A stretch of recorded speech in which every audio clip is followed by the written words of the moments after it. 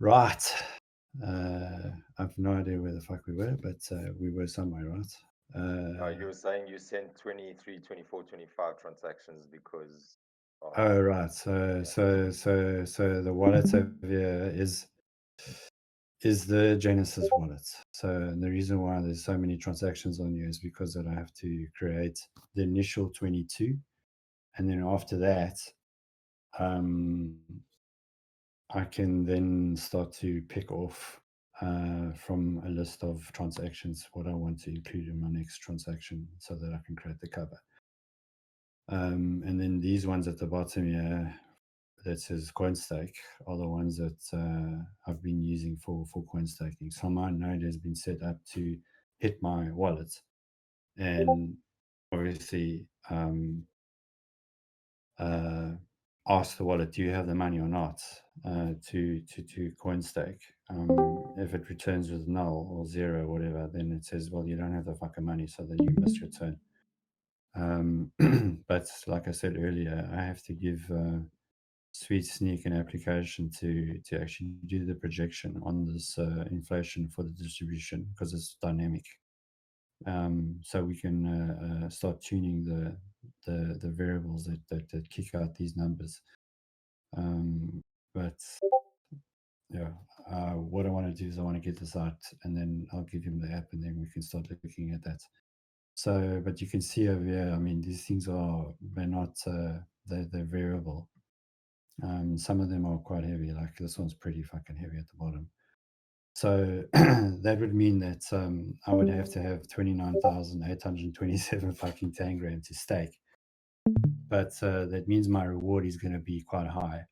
But what it also means is that I'm going to have to do more work with the verified delayed function to actually hit the reward. And then once I've done that, I have to cement the block and send it into Blockmania, and then it's going to start doing the rounds with all the nodes on the network.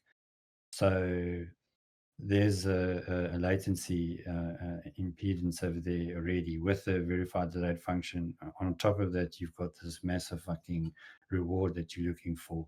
And then you're fighting against, 20 or 30, 50, 100 or whatever, how many people on the network for the same block, or it's already moved ahead. So by the time you get your block down so that it gets accepted, I mean, you could have missed your turn already then. So the algorithm is really geared to be fair. Obviously, I've only run it in a very closed environment. There's obviously a bit more cleverer people out there that will have a look at it and go like, well, fuck, I can do this and that with it, right? Which I haven't actually thought of. But we'll get there, right? So so that's basically in a nutshell how it works. I didn't send a transaction over yet. I don't think I did. We went through the memory pool. So we can go through the proof of work again. Not the proof of work, the staking if you want. Or I can just skip ahead. I mean, it's up to you guys.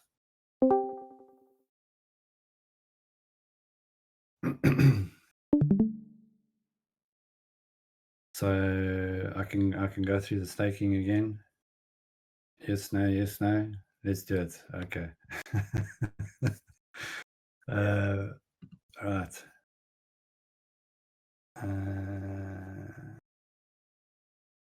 Okay, so here is where it's going to go to when it does get the staking.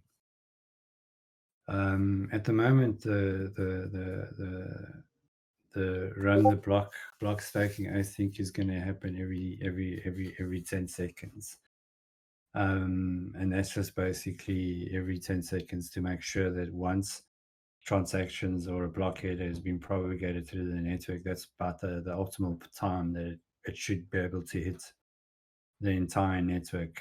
It should take about that time to propagate all the blocks across most of the nodes that are actually participating within or without the cluster that you've joined. So that's just 10 seconds. So every 10 seconds, it will do a cycle, and then it will come and do another check to see if there's any transactions within the mempool that it allocates. So it will take how many transactions the algorithm has been set at, and then it will start packing those transactions within the block header. So if I run this thing, I can see the last one is going to be the one that I did previously, obviously. And this, I'll go through the bits and what it means and how it gets to do the staking. So I'm going to just let it run through, and I'm going to send through a transaction. So what will happen is we're going to hit this breakpoint here where it says get running distribution. So I'll just take this off so that we don't keep stopping there. So what will happen is that these notifications within the console will just keep printing. You can't add any zero transactions to the block header because there's nothing within the mempool. So if I just go here and write spend, and it's now processing the payment. So we just wait. It's got a cycle.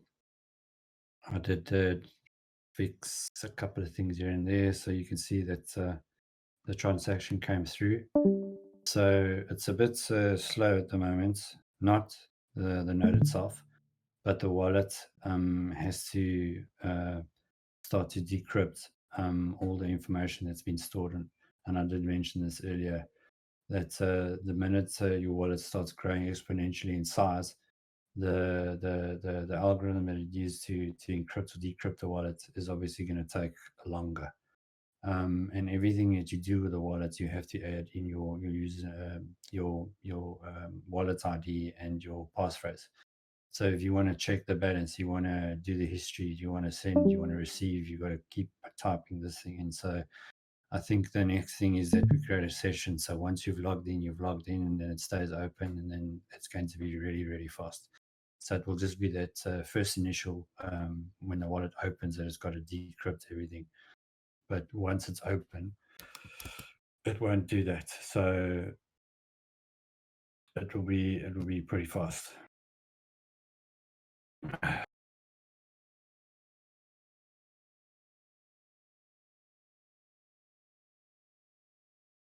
Yeah. Okay. So so this the way the staking works, right? So I'm just going to step through the code so we can get there. This is just going to verify the transaction. It's going to go, as you see, it says succeeded. Verify the transaction fee. It will remove it from the mempool. So obviously, I don't have anything in my mempool anymore. It's gone, zero count. And it will add it to the transaction, and then return it. I don't want to be here, but anyway.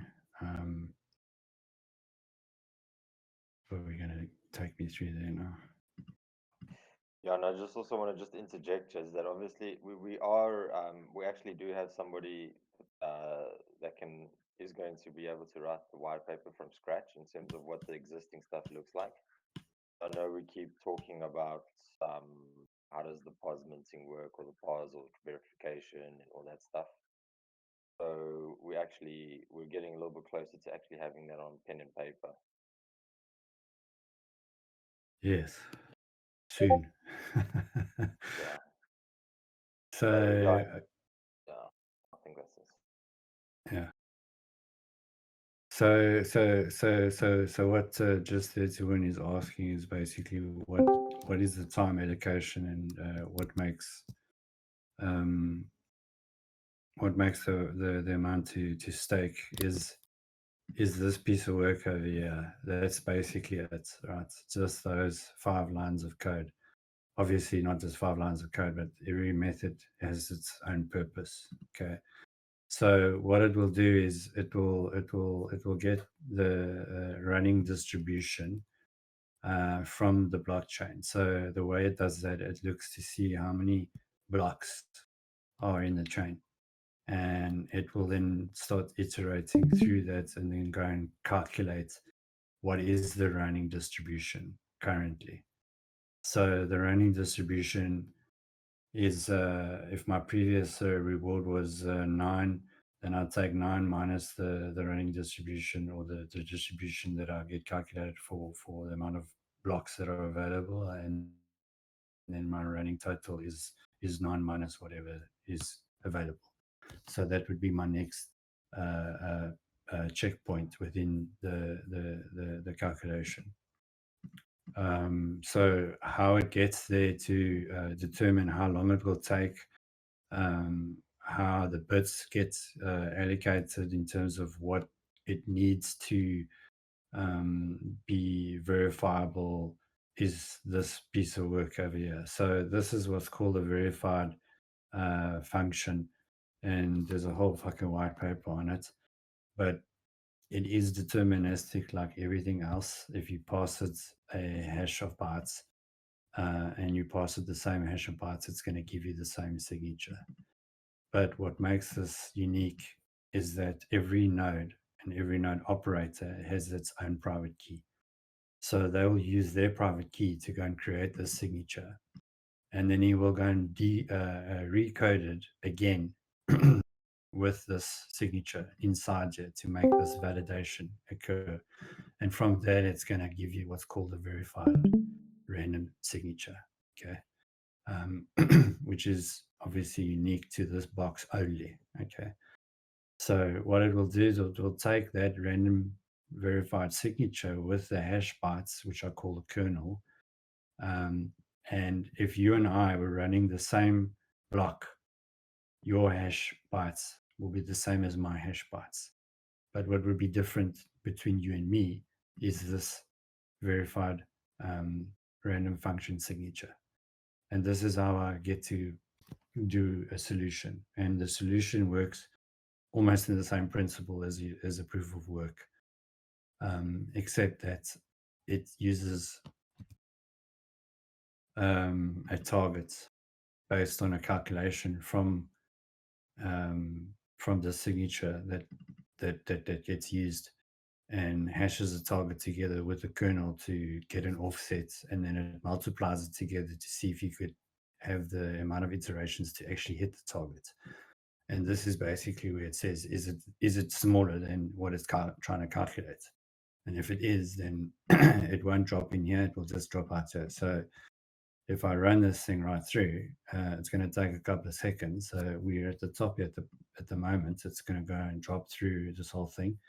So you can start counting now. 1, 2, there we go. So it's pretty fast. So that one obviously only took that amount of iterations to get to the solution. And that solution is different from your block and my block and Sweet Sneak's block if we got the same block. And the iterations will be entirely different. I'll have that, you'll have this, he will have that. Yours might be longer, might be shorter, whatever the weighted target is to get to the solution. And so it really is undetermined only when you get through and run the amount of iterations. So that's basically how the solution gets generated. Then that solution then gets passed around to determine what the network share is, what your reward is, and then what the difficulty is. The difficulty is how much do I need to stake? And that's the next part of the algorithm. It says, okay, well, you've passed me the solution, you've given me the network share. I'm going to give you a number, and this is what you're going to use to stake with. So I'm going to tell you, you need 5,000 Tangram, or you need 1,000 Tangram, or you need 1 Tangram. That's the bits. And those bits over there are going to be added within your wallet, within the header, and it's traceable, it's verifiable. You can verify the block that's coming from a separate node. Yes, they've done the work, they've added that, so you can't cheat, right? So that's basically, in a nutshell, how this thing works. Okay. So at this point, it's going to hit my wallet and it's going to go and see, do I have 6,807 tangrams? And if I do, I'm going to give you this as a reward. And that is not the reward that you see there. The reward is you have to do a division by a million, obviously, to actually see what the reward is, right? That's basically the reward. So I'm getting 0.3689 whatever tangram for the amount of work that it takes me to verify the block or to do the work. Okay, so there's the competition right there. Okay, so that bits is the amount of tangram I need for my box to do the stake. Go and do the Coinbase transaction. I'm just going to run it through and then we can go back to the wallet. So we'll check the wallet now. So that was the last Coinbase transaction was that 59827.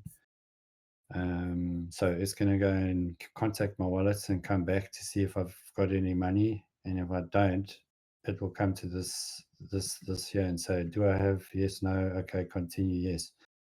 So it came back and this is my CoinStake transaction. So if I look at the V outputs, you will see that in the clear, I've got the amounts that needed to be the reward, okay?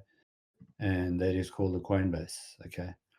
The second one is your CoinStake, and this is the amount that needed to be used for the CoinStake. And we can see it's been defined here. And then the last V out is the change. And obviously there's no amount in the clear. Everything's sitting within the Patterson commit. It has a lock on it, and it has that 10-second rule or whatever the rule I chose. I can't remember. This is just so that because you've created a payment, you've paid someone out, so you can't try and do any front running or raise conditions. So there's a lock there that says, well, you need to wait a certain amount of time before you can actually start using that balance. That's just there for safety. It will obviously unlock itself. So if we go back to the wallet now and I run, as you can see, I've got more messages popping up here. That's just telling me that my wallet got hit with an instruction and it's obviously replied. So if I go history over here, we should see the last Coinbase transaction from that previous one. So here's the amount that it's asked me, which I have because my balance is sitting over here on this far right hand side. So I'm doing pretty well, right? So if we look at the reward pay, the coin stake, so this is the amount required to get the reward. Okay, and you're not losing this. It just means that you are showing the network that you have the money, right? Yes, you are making a payment, but you will get it. You'll get it back, as in like I need this to show the network that the money is there. It's there, and then it's like as if it's never left your wallet. But yes, it does minus from your wallet, and it has to obviously to do the balance. It has to do the check and stuff like that. But it's all good. It's pretty safe. No one will know who you are, obviously, but they will see that there was a CoinStake transaction taking place, and that was the amount. But they don't know who you are. When you want to spend that amount again or want to re-pull it back into a wallet as a positive, you do it in a zero knowledge proof, and then you do the ring signature. No one knows where it's gone. If you spent it or it's still lying on the blockchain, no one knows, right? So you're moving your money under the cover from everybody. So there's no pinpointing. You were the guy. We know it's you because it's obviously using stealth addresses and ring signatures. Not even the fucking node knows who you are. Obviously, if you give you are the node operator and you're running your own wallet, well, okay, that's how it is.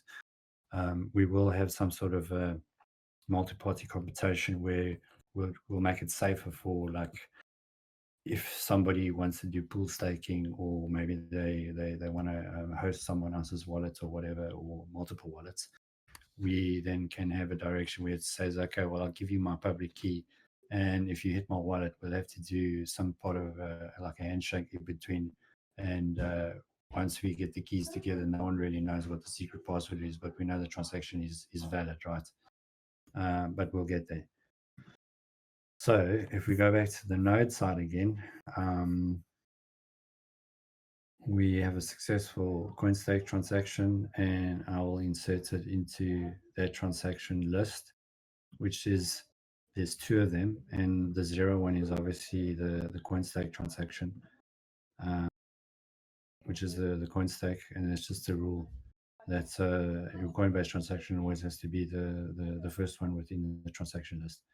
I suppose it's just for brevity to be easy to read and know that that is the rule. If it's not the rule, then it doesn't fucking pass. So there's no other reason that I can think of. But the second one is your actual one that you created, the one that I just triggered now to create the coin stake. And as you can see, there's the fee. That's obviously in the clear. And that's obviously not the fee that you see over there. It's that special number that I have to divide with. It's basically 0.7 tangram, so it's 7 cents, right? Whatever the current rate is that we got tangram now, peg that. Just that's the rate I'm going to use. That, however, you're going to have to lock for 21 hours, and again, I've just chosen that for just an amount. So the fee is basically just there for spam, right? The second one is the payment that you did. You don't have any amount in there, and your amount sits in that C, which is a Patterson commit. And here's your public key. Any messages that you want to pack in this thing sits in over here. This over here is the signature. If you've got a lock time on it, then obviously we pack it with that. That one's obviously empty. And then the last one over here is your change. So you can see over here, the S has got a funny number with the opt. That's just basically a lock for a signature check, and then the epoch is just a time. So when it comes to verifying the transaction, it will see, okay, well, you're not trying to get it before the time has expired. And if it has expired, then you can go through, and if it hasn't, obviously it's going to fail. So, right, now it's going to go and create the block header, right? We want to be in that one. And we're going to do some sanity checks to make sure that we're not doing any funny buffer overflows or null exceptions or passing in things that's not supposed to be there. So here it's now going to start doing your validation for your verified delayed function. First one is based on a security key. And I don't know if you can see, here's a long number that's running over there, and that's basically what the security key is.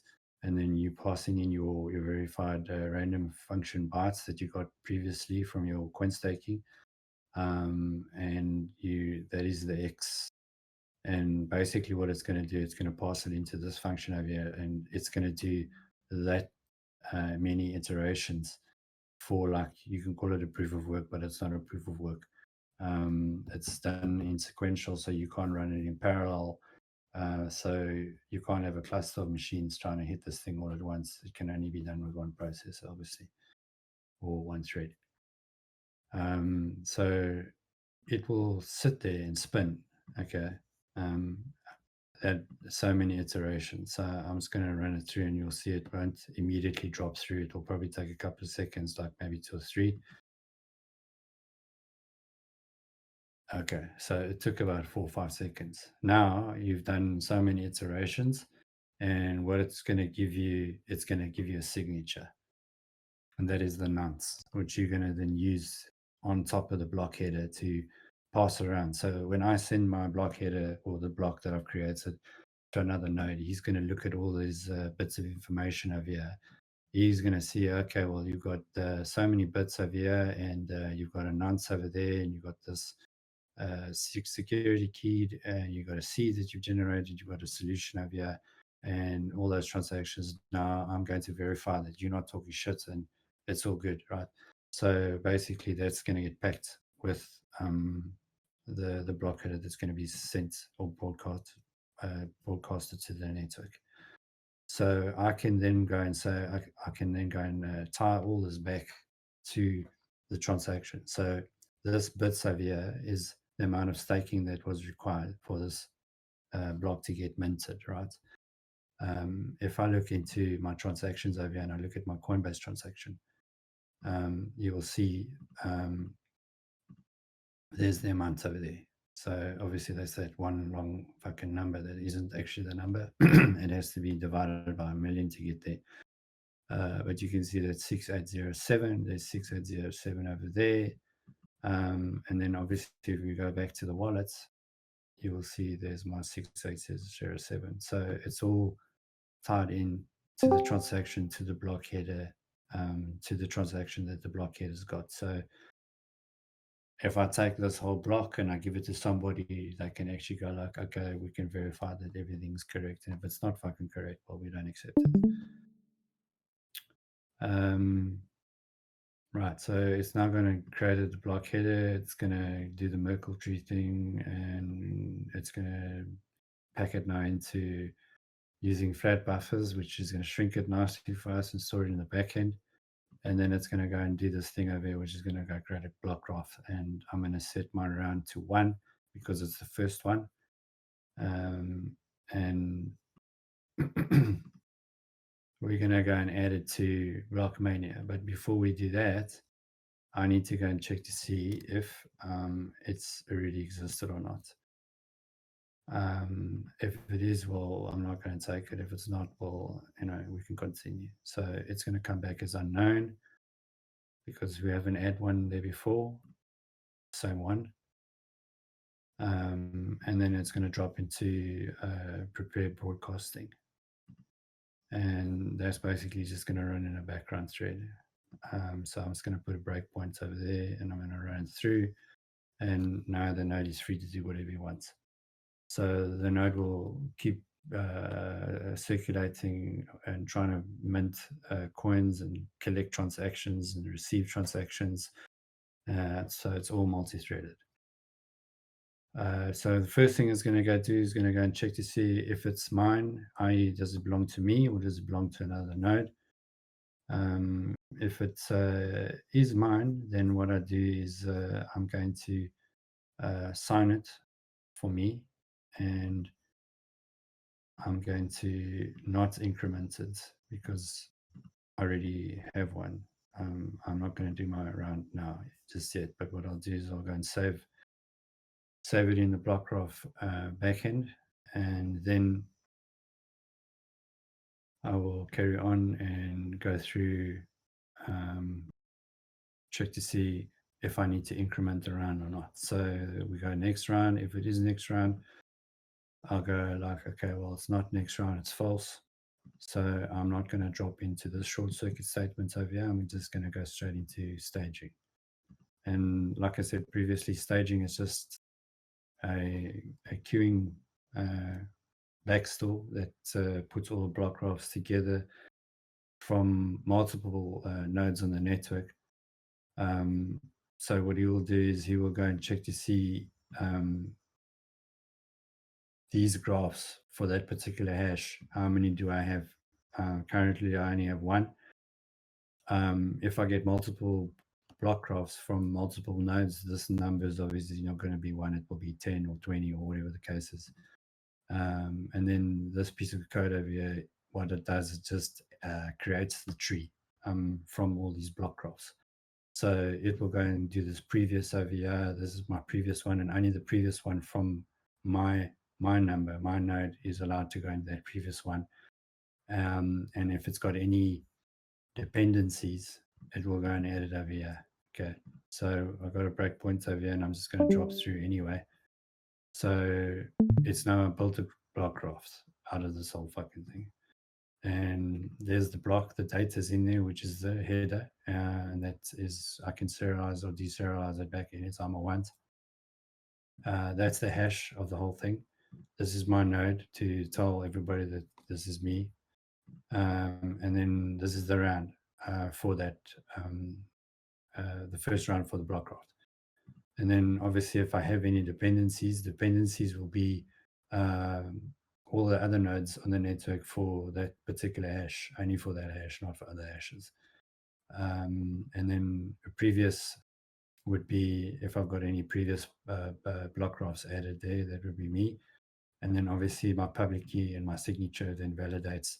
If I then send this block graph to someone else on the network, then they can check to see if the data is intact and it hasn't been manipulated in any way. So we just go through again, we go to include many, I'm just making them savable, persisted. And then we just want to skip out of that because it's just a helper. Right, so I'm just going to drop in here. He's going to go and set up the staging queue. At the moment, he's saying, do I have any staging? At the moment, it's no. Well, it's got to be existing or a new one. So we're going to add for new because there's only one available. And this is how he's going to start adding the queue together. And basically what this thing does is the most important piece of information is as the incoming. And the incoming basically says, well, do I have any nodes that have replied back onto this hash or this block graph for that round or any rounds basically. And he will say, well, if he has a number of nodes that has replied, all he's going to do is going to set the status for that staging persisted data to Blockmania. And this is going to give direction to the reader, which is in the graph class, to start collecting staging blocks so that you can add it to Blockmania so that we can start creating the DAG.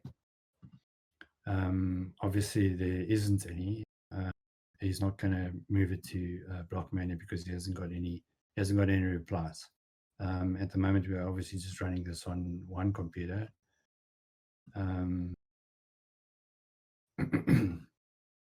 We had issues previously. That's why I needed to go away and come back and fix it.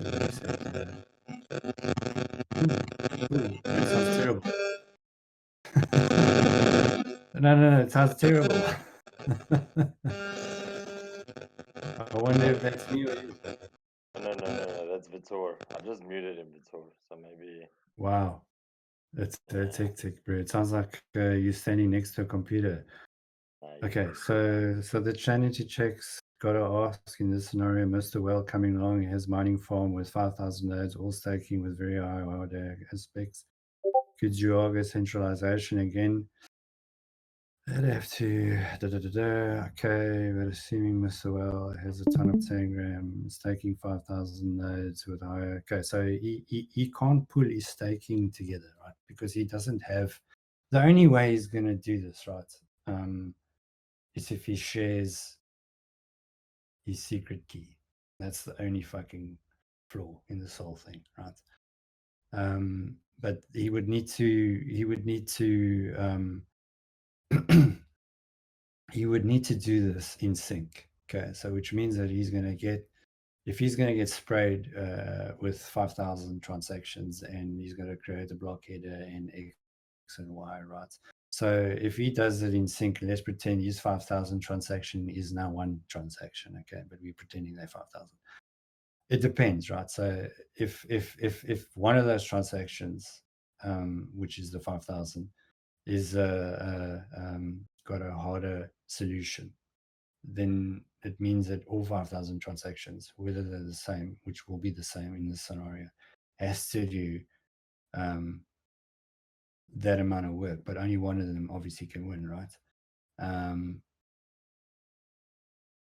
He's still got to fight against the guy that's going to get a transaction that's got a lower reward. Okay, so it doesn't matter if he's got 5,000 computers. Yes, he might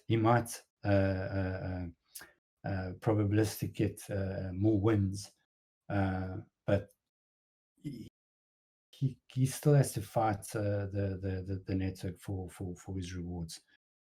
I would say the only way for something like this to be mitigated is for in the hopefully short, mid to long term, is that everybody starts running nodes so that this can be mitigated, so that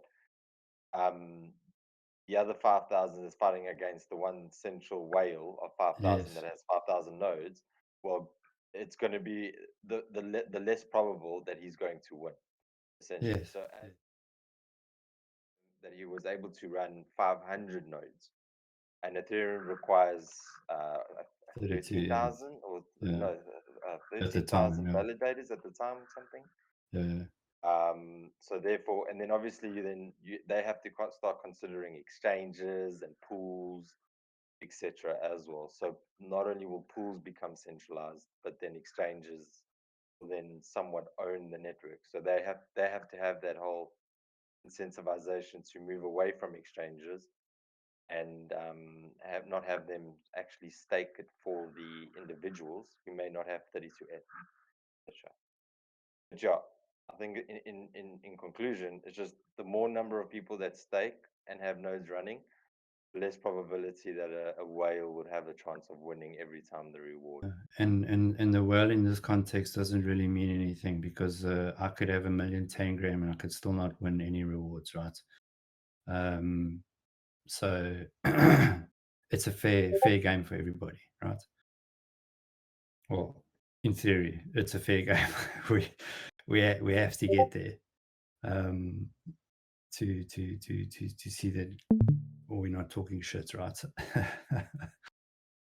But on paper, it looks good. Yeah, but I think also we have some ideas in terms of how we will experiment, but we need to kind of walk ourselves through that in terms of a experimental. Test cases and edge cases and shit like that.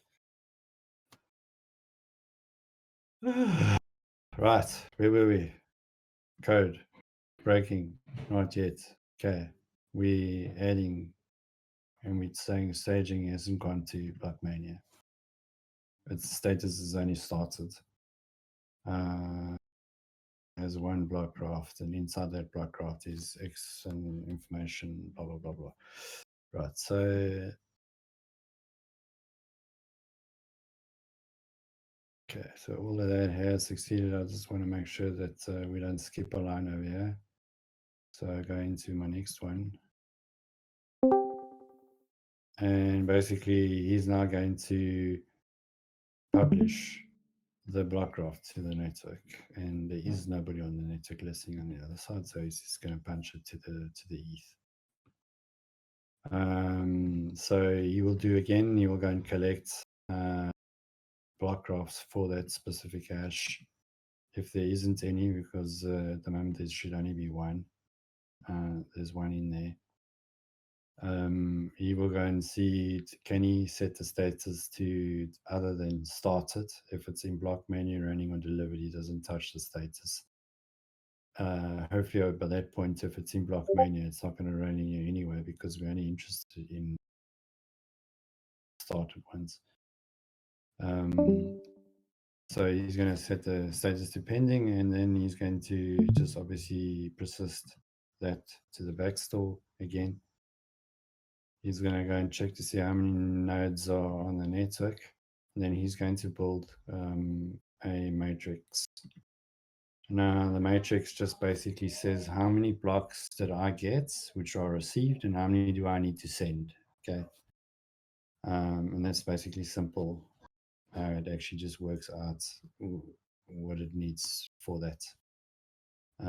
So he gets he asks how many dependencies do I have for this block graph. If I don't have anything, I'm going to just add 0, right? And then when I say, okay, what am I sending?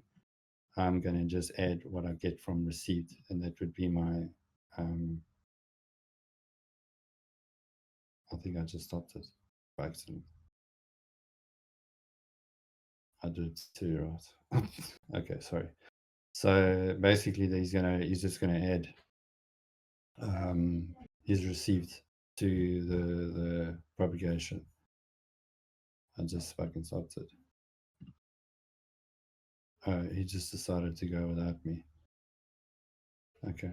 Anyway, so there isn't anybody on the network. After the matrix, it comes in here. It then goes and checks to see what is he sending. He will go and see if it is existing.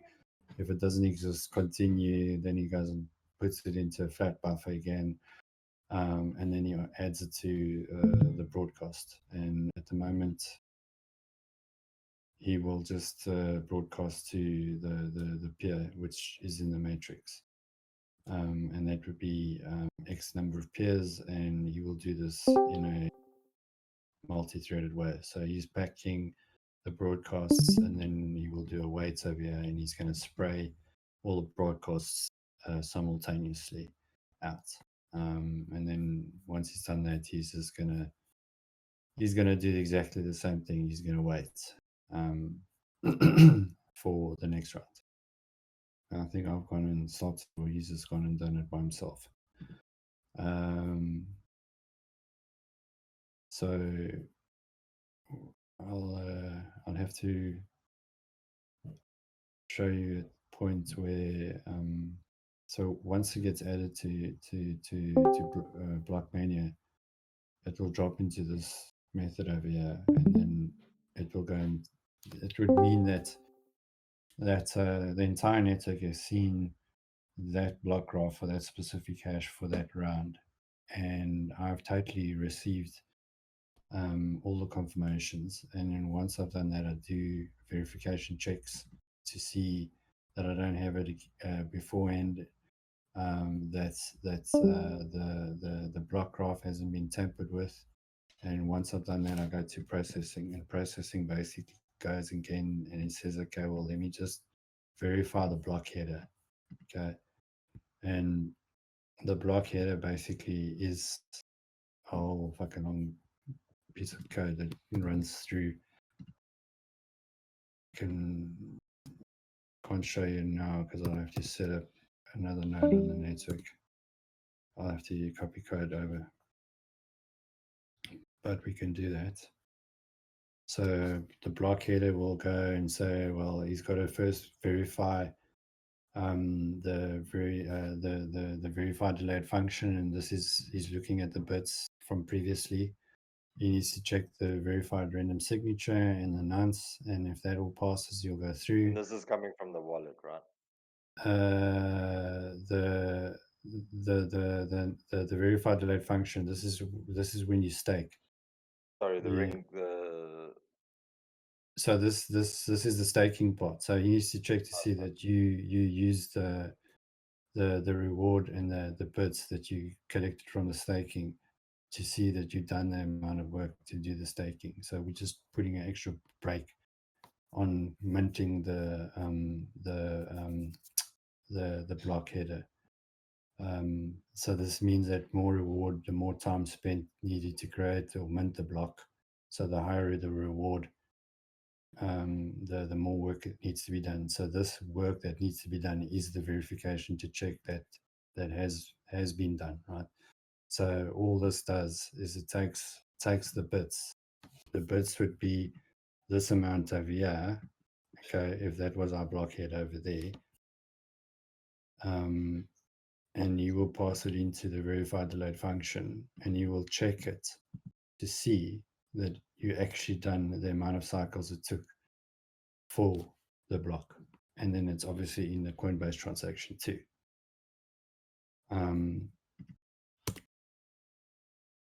So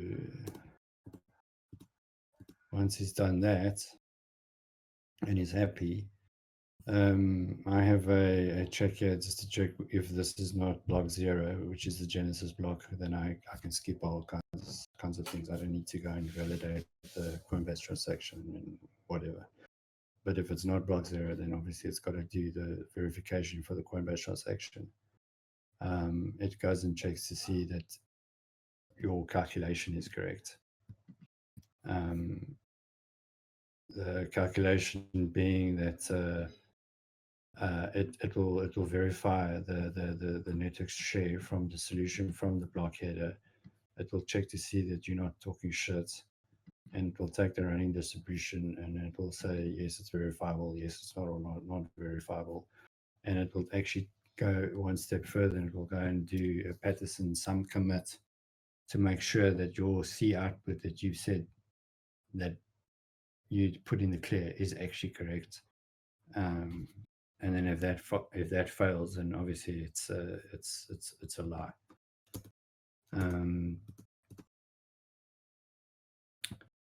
Then what we do is we then go and do the solution again. So we hash the transactions. We verify the solution. Did you actually get to that solution by using the hash?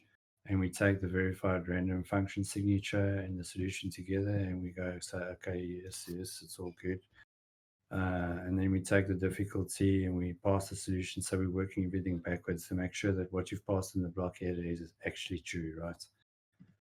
And then we test the Merkle root, the Patricia tree, that it actually links from one block to the next, making sure that the data is all correct. And then from here, we check to see if the verified lock time, and now that lock time is at 10 seconds when the round kicks in for staking. It has to be 10 seconds apart. So that's the slot for minting. For minting the block. And then this is just a check to see if this is not block 0. Then it will basically mark it as delivered and save it to the backstore. And then what it will do, it will go and do it will verify the transactions. And this obviously just takes place within a couple of milliseconds. There's no real heavy lifting on here. The only heavy lifting that gets done is one is to create the solution, which takes a couple of iterations to get to your solution you're going to use to create a reward or your bits. And then the second one is the verified delayed function to go through those cycles. And that's basically in a nutshell. So for me to show the broadcasting and the nodes coming together and block mania happening, I'm going to have to copy some code and then create a scenario where I've got 2 nodes running on my computer.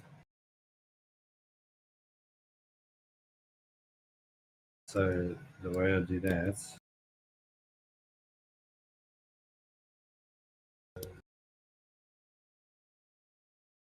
so stop this.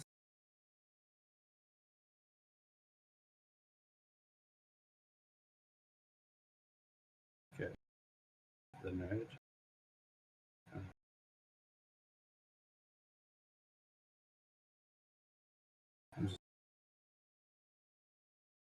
Okay, so I've already got a folder called Cypher2, that's an old one. I'll just delete it, copy this, repaste it, and then we just call it Cypher2 again. And then inside this one, I have to go and delete the keys. This is the secret key that the node keeps, that it used to sign everything. So I'll delete that. I can delete the logs, so I don't need those. And then I have to go into my bin. So what I want to do is I want to get rid of the database. This is basically Rockstar, and I haven't applied any compression or compacting the data source. So these are just old logs that need to be cleaned up. So I'll get rid of that. And then I have a new node, and then I just remembered I'll have to stop sharing my screen, because if I go into my settings, you're going to see my wallet ID and my password, my passphrase.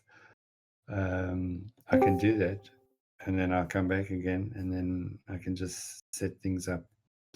So what I'll do is I'll just stop sharing my screen, but I'll keep talking.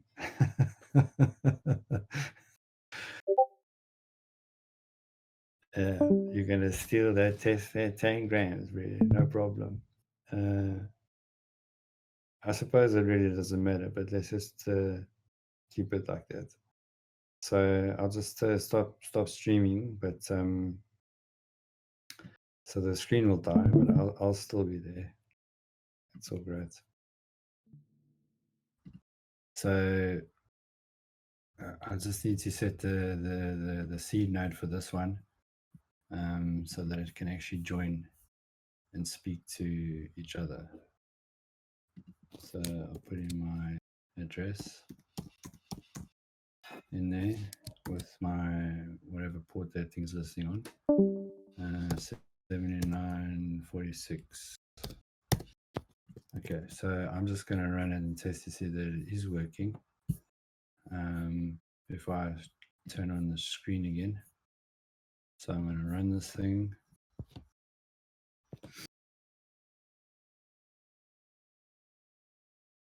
Okay, so it's just busy starting up.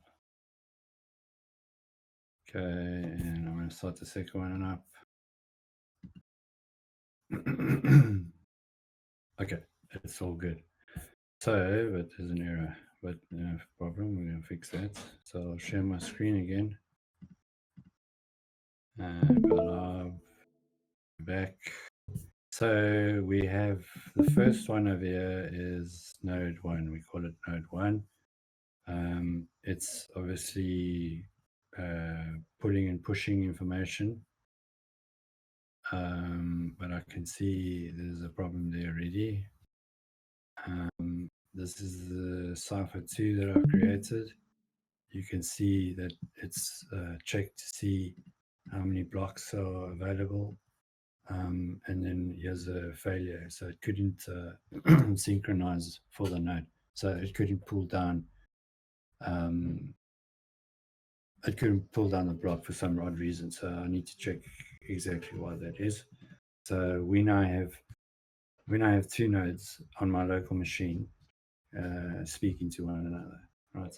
So when I broadcast the block from my wallet onto node 1, it's going to propagate it back onto node 2, and then node 2 is going to reply to node 1, and it's going to ping pong between each other, and then block mania will come to consensus, and then we're all good, and then we'll see how everything works. So I just need to check why it's not synchronizing. So the synchronization works every 10 minutes. And I'm probably going to have to restart it again so that we can actually see what the fuck's going on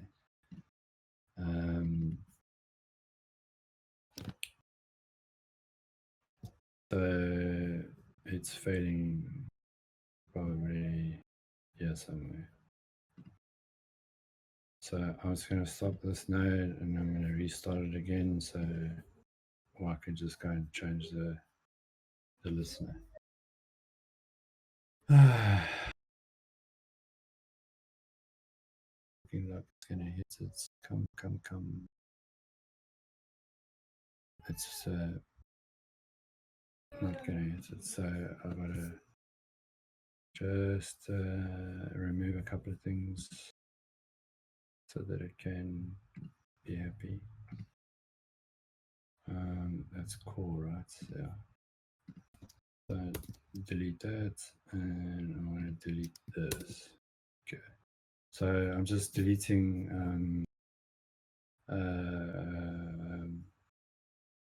breakpoints that have been set in debug files so that they can actually pick it up. And then I'm just going to unload and reload the project so that it can build a file again, and then we can hit the breakpoints.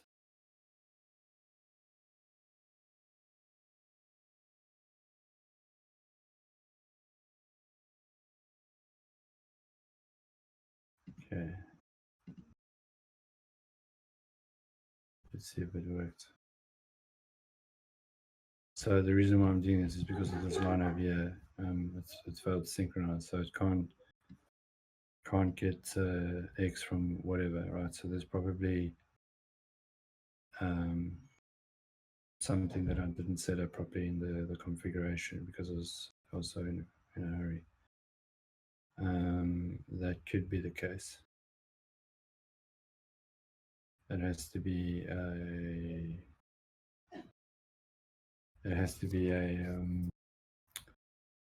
a relative address and not an absolute. Okay, let's just see if that is the case.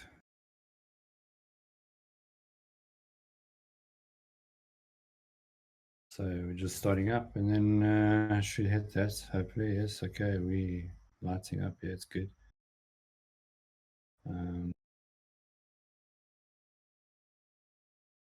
Right.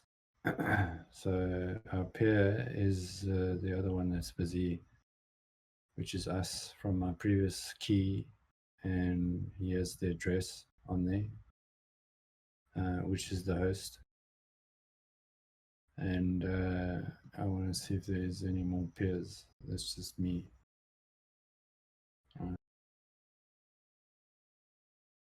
Okay, so this is me on the other side. My ID for this node will be different. I don't know if I can show you. I don't think I have it here.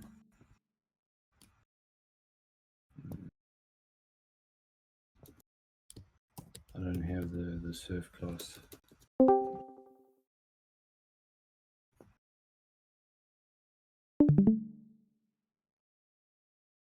Okay, never mind.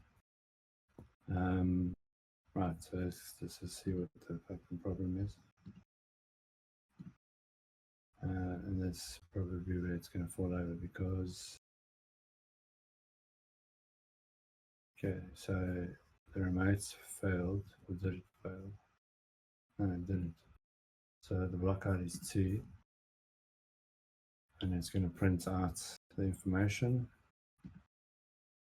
And the information is what it sees. So my other node has already 2 block headers in there.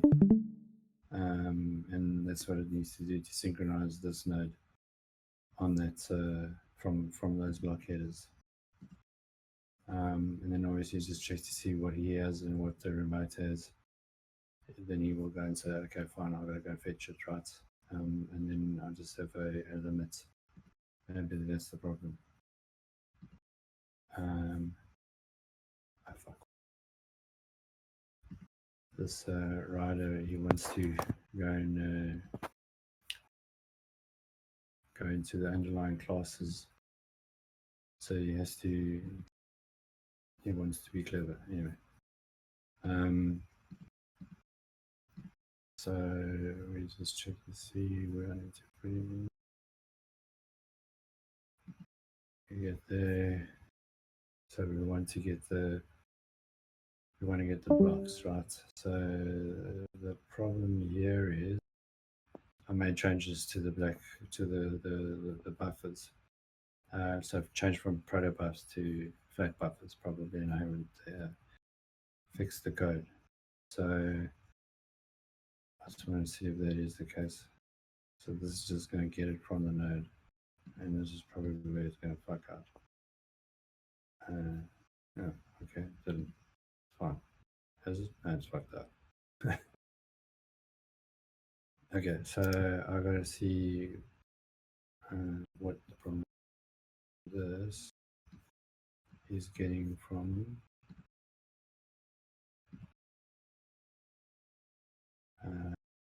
this one.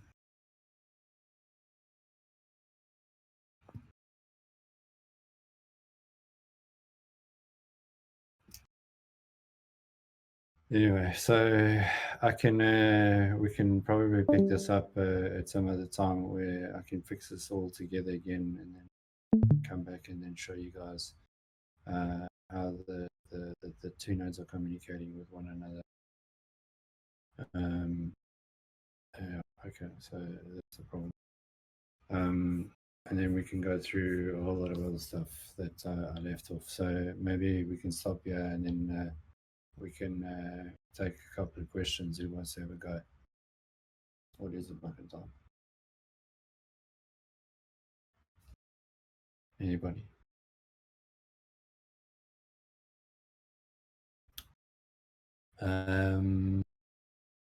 When will this be ready? Soon.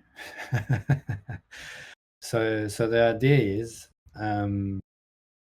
once I get this up and running, I'm going to then have a quick close test with myself and developers to make sure that everything's on board. And then we're going to drop it into the testing channel. And then we will have those guys just run the nodes and test and have coins floating around and see what breaks and what it gives.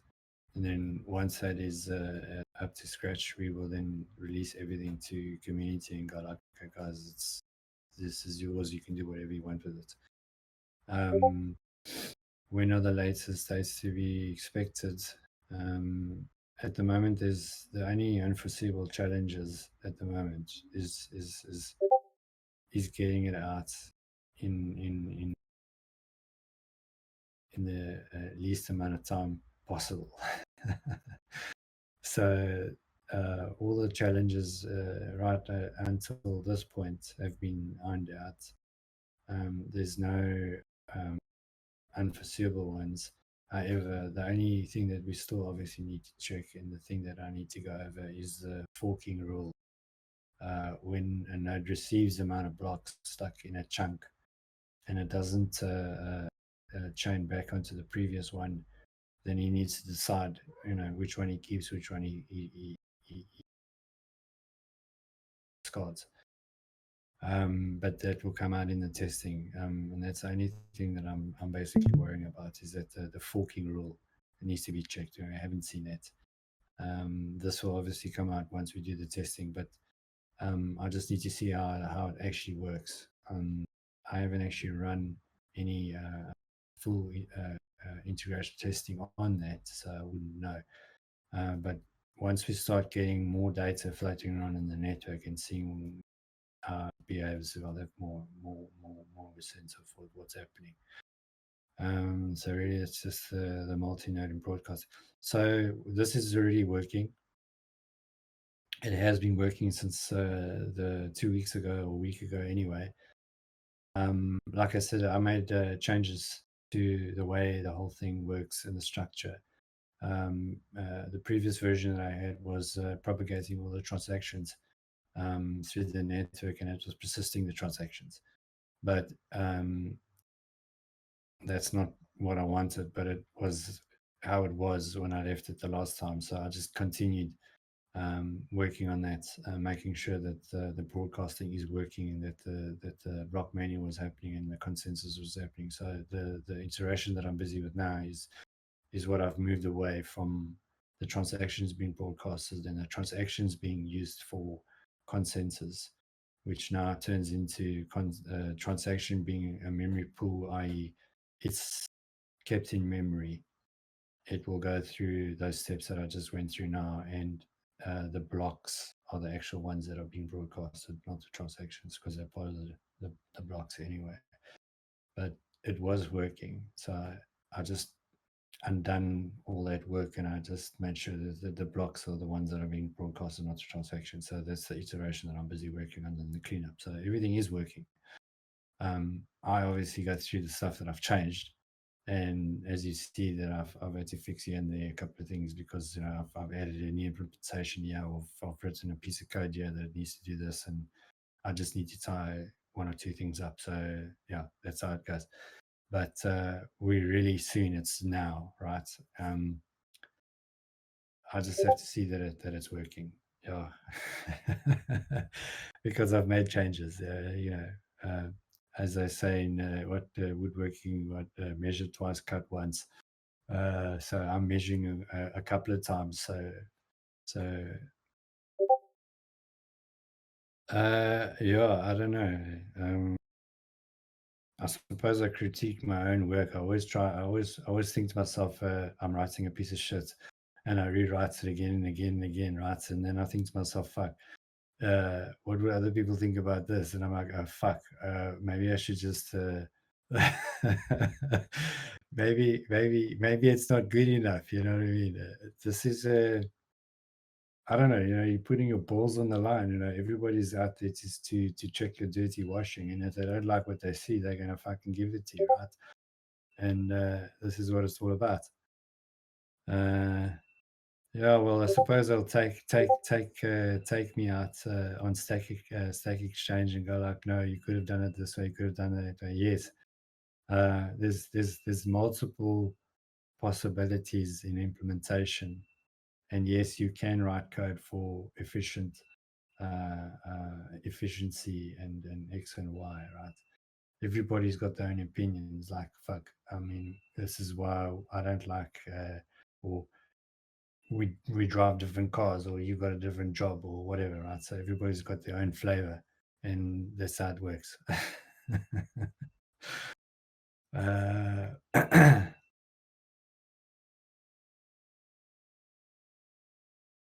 So yeah, that's exactly how I feel.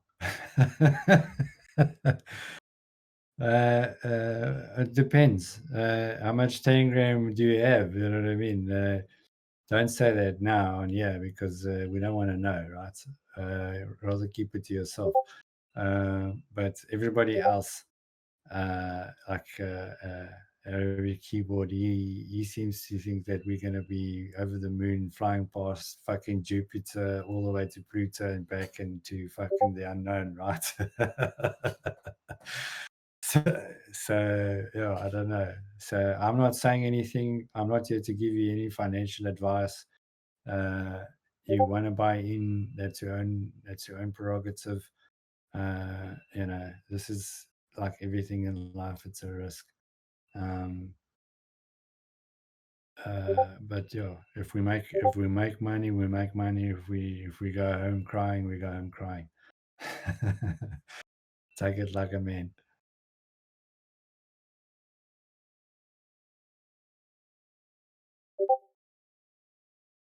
Well, some of us are crying long before you were crying, right?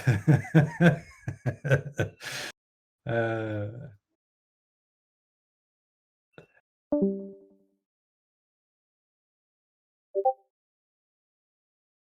cool. So I don't know when I'm going to come on next. I can try and do it tomorrow or the next day or whatever. But what I want to do is just to make sure that whatever I've changed does work. That I can just go through the changes. So when I do run it live the last time, that it all works together, and then at that point we can just go and drop it into the testing channel, and then I'm going to be handing out coins to whoever, right? He's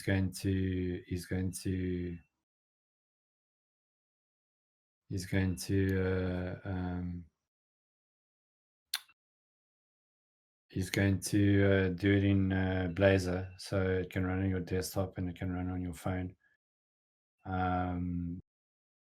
But he needs obviously transactions from me. He needs this whole thing to work so that you can start implementing the API, that it's correct and everything's X and Y, right? So this thing is just hit another breakpoint. This is the 10 minutes that I've been talking, chin wagging and talking shit. So it's done another round. So it's going to try and do the sync again. Yeah. Plus, when the APIs are up anyway, it's going to be fairly. I mean, anybody who knows APIs will be able to build a one. Exactly.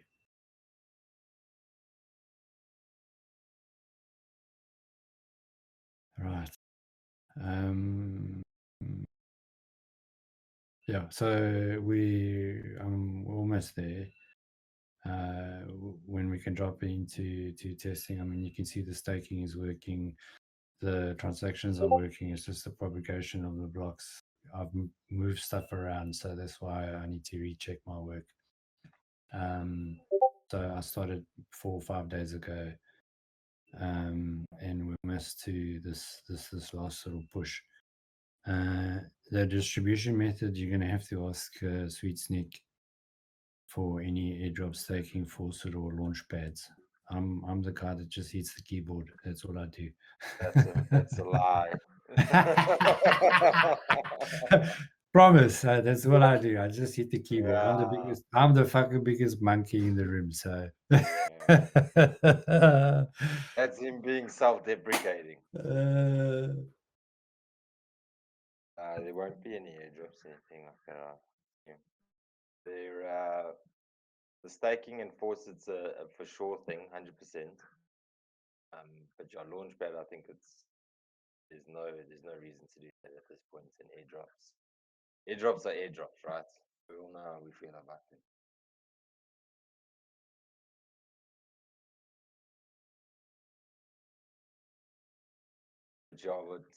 But in terms of the actual, I think what's more important is the actual algorithm that's going to spit out all the different rewards for staking, and then that's actually going to help us identify what the actual emission curve is going to be. Once Pingpong gets all of this stuff off his plate, we're going to run a simulation essentially on what the reward will look like over X period of time, as random as it can be, because essentially, quote unquote, is that it's a quasi-random inflation essentially because of the verifiable random function that is in play. Yes, it's quasi.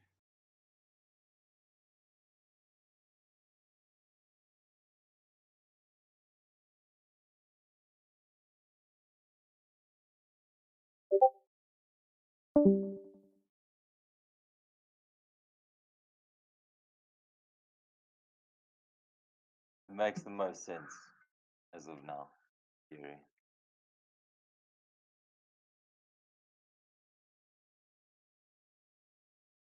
Not maybe a little bit lesser, but these things are going to be all pre-announced before anything happens in mainnet, etc.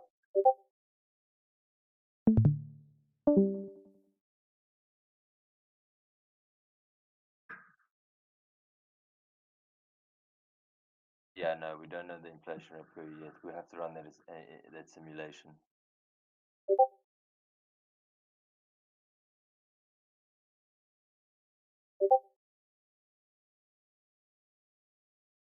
Yeah, so as soon as the code's obviously in a place where it's going where it's solid, then this is when we're going to obviously have a sit down with Pingpong, Stang, Stefan, Incan, everybody, and just identify what is it actually that we want to test, because obviously they'll have the most insight on where they feel comfortable with the code, whether that be a security code audit, or on the protocol level, the crypto primitives. But I mean, from the cryptographic primitives, we're using a lot of the libraries that have already been code audited. So when we're in a stage where we say, yeah, okay, this is good, then that is when we'll initiate the actual security audit. And then the actual scope of that will obviously will inform the community. This is what the scope is, etc., etc. You remember some time ago, we already did approach one, and that scope was essentially everything. And that scope was, I think, it ran into the 2 months, 20 days of four people from the security audit form working on it full time, or at least 5 days a week. But I don't think it will be that much in terms of what we're going to do the security audit on when it comes to the scope. It will be very targeted in terms of the code base, the different libraries, the different folders, the repo itself.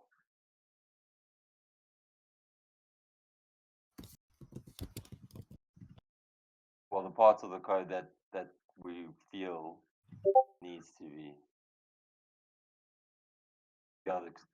for the wallet. Yeah, I mean, the wallet itself will probably go through its own security timeline, and then there's the node part. So it's broken into two pieces: wallets and node. And then within the wallet, you have your separate security audits, and that'll be more probably of a code review security audit. And the node will go through into the protocol, the networking, the different services perhaps that is running on the node itself.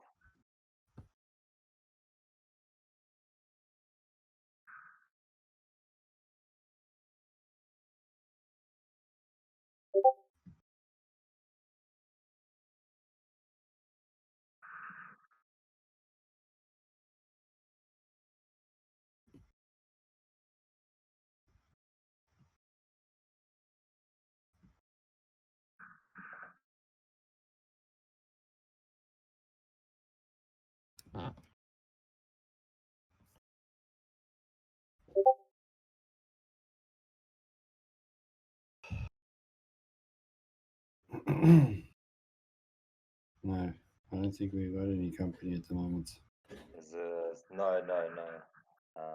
No company's been selected. But what we have in mind is that we'll go with like a reputable security company. But I think it's also going to be important to go for an individual security auditor that has no ties with any sort of corporate entity, and that has audited these cryptocurrencies that have been built from scratch. Because what you find is there's a shit ton of security auditors that know how to audit smart contracts on Ethereum to ERC20 tokens. But we need to get a security company that knows on a much larger scale, and not just ERC20 tokens, but network cryptography, application security, source code security reviews, and things of that sort.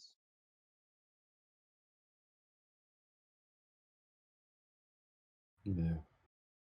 Yeah, so individual security auditors will probably be one of Be the best one way of to the go. few. Yeah, because then we know that they can. Well, They can lift their briquettes.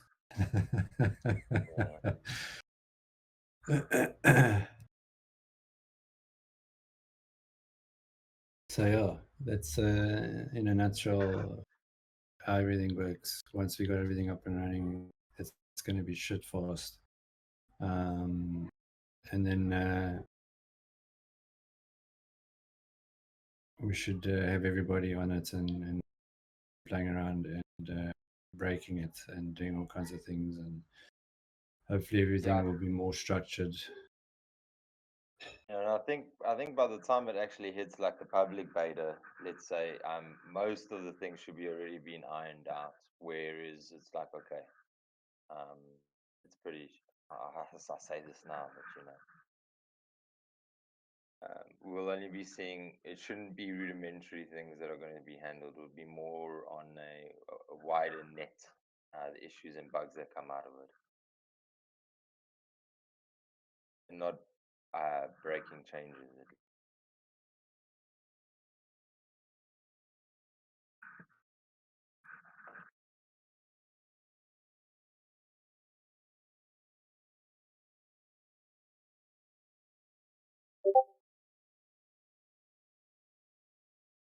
Yeah, I think the bug bounty will be something afterwards.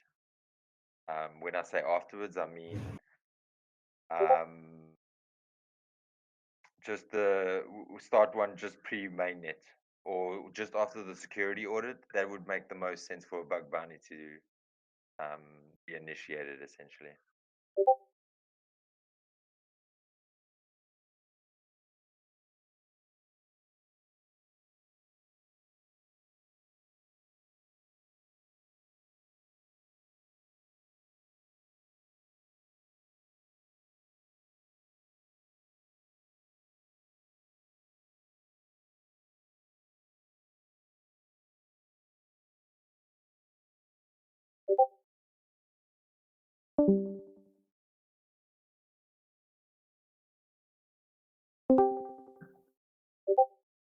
I'm gonna say yes, but I'm also gonna, I mean, most definitely, 100%. I don't know if you want to say anything on that one or so. Yeah, I'd agree. I'm sure once the code has been released, there's going to be a lot of people that will be interested in how everything works. Maybe they make their own branch from the code and create their own stable coins or stable coins without what's from the protocol. Or we go ahead and do it. It all depends. You know what I mean? Wherever the resources are at the time. What we're doing, where we're sitting within the protocol layer. But yeah, I mean, fuck, we want to go everywhere, right? We want the Porsche, we want the Ferrari, we don't want the fucking Mazda. But if we have to drive the Mazda, we will drive the Mazda, right? Mazdas are cool, I suppose, if you suit them up. But I think also the architecture on how Tangram works now, if you have to look at Bitcoin or things like that, the structure of the transactions, and correct me if I'm wrong here, Pingpong, there are ways for it to actually play well together. There might be a couple of tweaks here and there, but there's a way of interchanging. So if we wanted to do atomic swaps, for instance, it will be a lot easier for us to do that because we're using the libspec 256K1 algorithm, which Bitcoin is using. There's no deviation or variation except for maybe the verified random function and how the load function gets worked out, but that's the only differences. But those are the things you can easily fix, sort out. Because if you need to do a hash payment, you can easily do it because the hashing is the same from protocol to protocol. So there's no difference there. So yes, our to implement atomic swaps for Bitcoin would be pretty simple. Well, not simple, but it would be easy.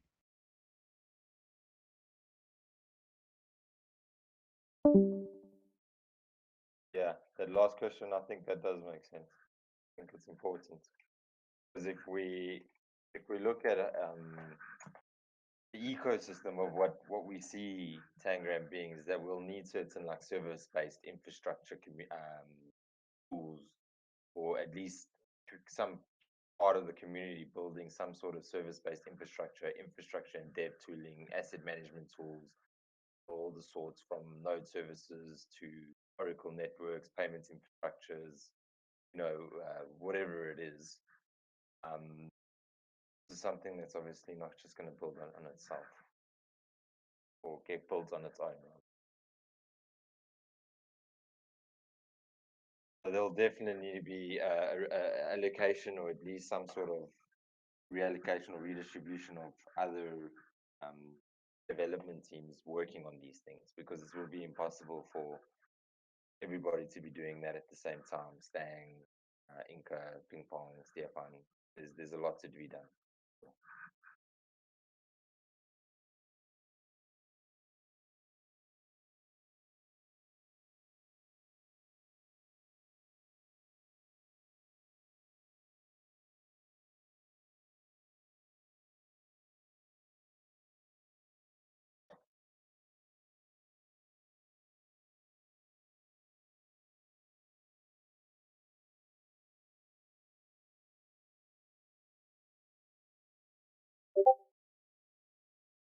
Oh, yeah, 100%. We're not an organization, are we?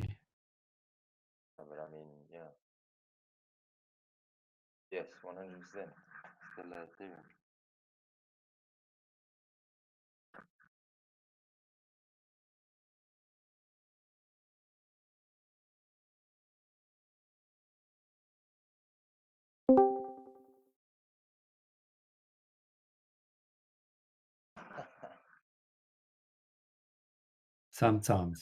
Sometimes it's planned, right? It's all in the design. It's premeditated, the way we do the things we do, right?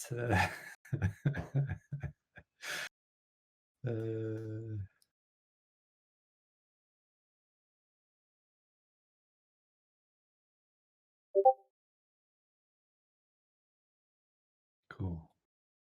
I need some fucking coffee. My mouth is dry, my lips are burning. I've been burning too much tar.